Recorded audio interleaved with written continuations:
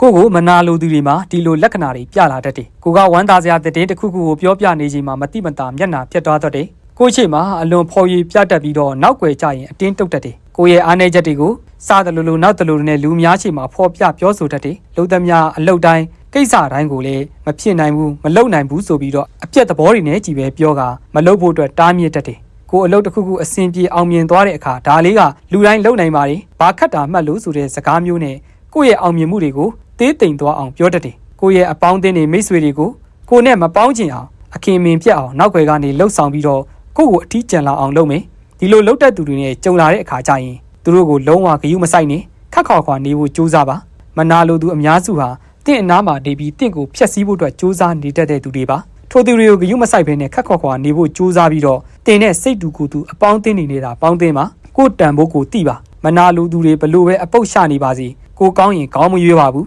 ဒါကြောင့်မလို့ကိုသာကောင်းအောင်နေပါကိုလုပ်ရမယ့်အလုပ်ကိုသာစူးစမ်းပြီးလုပ်ပါဥပိ္ပခာနဲ့အနိုင်ယူပါမနာလိုသူတွေကိုအကောင်းဆုံးအနိုင်ယူတဲ့နီလန်ကတော့သူတို့ဘာပြောဘာတွေပဲလုပ်အရေးမဆိုင်ဘဲနဲ့အရာမသွင်းဘဲနဲ့ဥပိ္ပခာပြုတ်လိုက်တာပါပဲတင်ကကိုယ့်အလုပ်ကိုလုပ်ပြီးအောင်မြင်အောင်စူးစမ်းပြလေမနာလိုသူတွေကပူလောင်ရလေပါပဲဒါကြောင့်မနာလိုသူတွေကိုဂရုမစိုက်ခြင်းနဲ့အနိုင်ယူပါစူးစမ်းခြင်းနဲ့အနိုင်ယူပါဥပိ္ပခာတရားနဲ့သာအနိုင်ယူလိုက်ပါ